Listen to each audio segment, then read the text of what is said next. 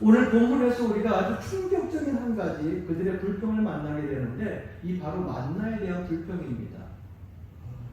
다시 5절 말씀 보게 되면 백성이 하나님과 모세를 향하여 원망하되 어찌하여 우리를 애굽에서 인도해내어 이 광야에서 죽게 하는가. 이곳에는 먹을 것도 없고 물도 없도다. 우리 마음이 하찮은 음식을 싫어하노라 하매. 이렇게 기록되어져 있죠. 그들에게 매일 일용할 양식으로 내려주셨던 하나님의 최고의 선물, 그들 신앙에 있어서 최고의 간증, 이 만나를 지금 뭐라고 표현하고 있어요? 따라해 봅시다. 하찮은 음식. 무슨 음식이요? 하찮은 음식. 고마워하는 것이 아니라 싫어한다. 싫어한다. 레드라인을 넘었어요. 그러니까 하나님이 여기에서 여러분 레드라인 딱 넘어가게 되면 삑 소리 나죠? 땡! 너희는 넘지 말아야 될 선을 넘었어. 하나님이 주신 이 최고의 간증거리 만나를 가지고 너희는 뭐라고 그랬느냐? 원망하면서 하찮은 음식을 하고 있어요. 이 하찮은 음식을 싫어한다고 했어요. 여러분 이해 못하는 것은 아닙니다. 물론 저도 해외 성지순례를 갔을 때마다 음식에 대한 불편함이 많아요. 뭐 해외 나가게 되면은 뭐 이 음식도 먹어보고 저 음식도 먹어보고 우리나라에서 먹지 못했던 여러 가지 음식들이 있으니까 이것도 먹었다 저것도. 그런데 여러분 이틀만 지나가 봐요.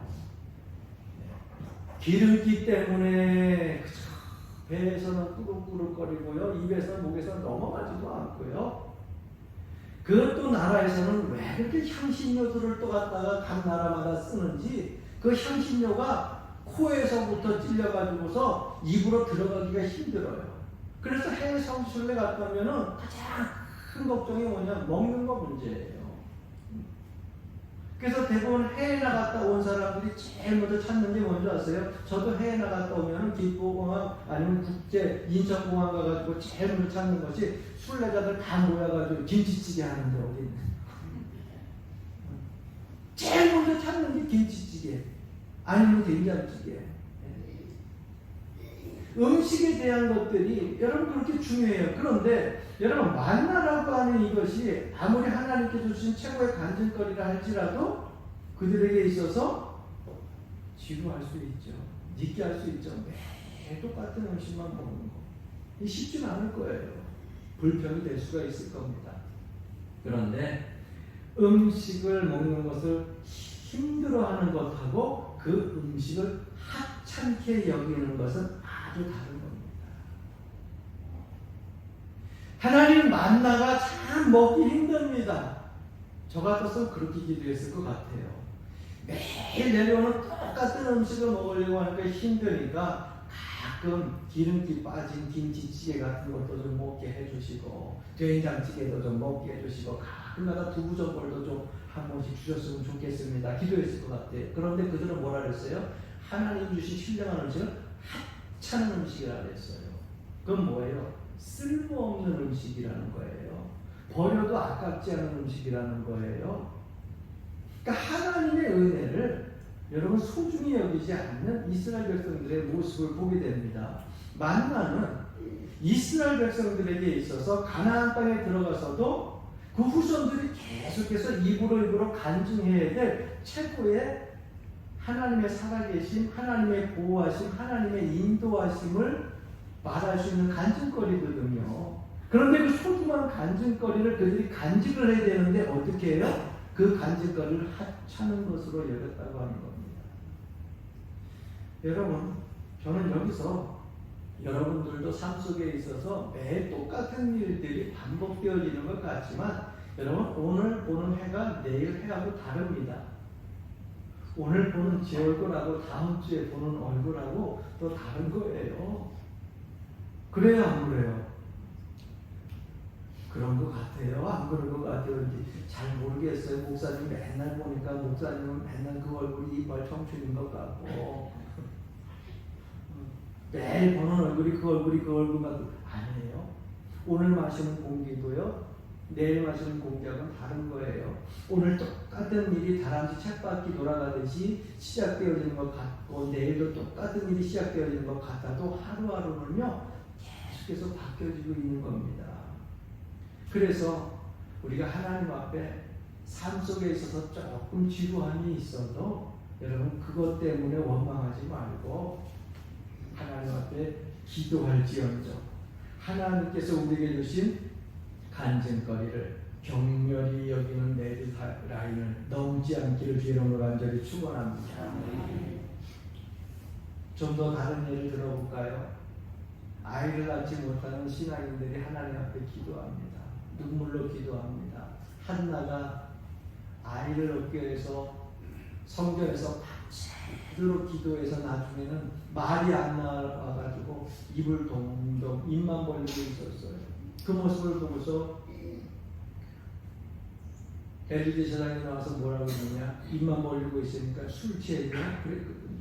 그런데 간절하게 기도했으면 목소리가 안 나오고 입만 동동동 그렇게 떨어지고 있었겠어요. 그래서 아들을 얻게 되잖아요. 위대한 그 시대야 사사 사무엘을 얻게 되잖아요. 여러분들의 자녀들 그렇게 쉽게 얻었다 생각하지 마세요. 어떤 분들은요 눈을 뿌려가면서 기도하면서 얻은 자녀들도 있을 겁니다. 그런데 그 자녀를 눈물로 하나님 그저 아들 하나 주시면, 그저 딸 하나 주시면, 아니 아들 딸 구분 없이 그저 내 새끼 한 사람만 내 새끼를 한 사람만 생명을 주신다고 하면 하나님 내가 하나님 앞에 헌신하고 봉사하고 열심히 충성하겠습니다. 그래놓고 그 아들과 딸을 낳는데 이놈의 자식이 커가면서 계속 속만 썩이네. 일리 가서 말씀 주고 저리 가서 문제에 그 뻥뻥 속을 썩이네. 그때 여러분들 생각을 합니다. 생각하면서 어느 순간에 자라나면 까마득하게 잃어버리고 나에게 자식 달라고 기도하면서 눈물로 하나님 앞에 간구해가지고 응답받아서 그 자녀 줬는데 그 자녀가 커가지고서 속 썩인다고 왜 하나님 나에게 자식을 주셔가지고 이런 속을 썩게 하느냐고 이런 시험을 들게 하느냐고 하시잖아요. 이게 레드라인을 넘는 거예요. 여러분에게 주신 최고의 간증거리가 있잖아요. 자녀를 위해서 기도해서 눈물로 기도해서 하나님 그 아픔을 보고 여러분들에게 자녀를 주셨는데 그 자녀 속 썩일지 안 썩일지 보고 주셨어요? 자녀 주시기만 하면은 하나님 은혜 가운데 충성하겠다고 했는데 그 자식 나중에 속 썩인다고 하나님 왜 주셨느냐고 원망하는 것이 뭐예요? 나의 간증거리를 불평거리로 만드는 레드라인을 넘는 거예요. 사업하는 사람들은 안 그렇습니까? 직장 다니는 사람들은 안 그래요? 하나님 내 사업이 이렇게 했는데 개업 예배까지 드리고 하나님 번창하게 해달라고 했는데 사업하다 보니까 힘들고 어려운 일들이 생겨요. 힘들고 어려운 일들이 생기니까는 그곳에서 하나님을 원망합니다. 하나님께 기도하고 응답받아서 사업을 개업을 하고 예배까지 드리고서 했는데 안 된다고 원망합니다. 여러분 기도하고 응답받아서 개업했으면 안 되면 어떻게 해야 돼요? 대답 좀 해봐요. 안 되면 어떻게 해야 돼요? 할 건 잘 알면서 뭐 해야 될지 알 걸 잘 알면서 왜 원망을 해가지고 나의 간증거리를 그 소중한 간증거리를 아름다운 간증거리를 원망의 레드라인을 넘어가지고서 불평거리로 삼고서 나의 소중한 간증거리를 소멸시키려고 합니까? 사랑하는 성도 여러분, 힘든 일 만나도 기도하시고 불평거리 만나도 기도하시길 주님으로 간절히 축원합니다.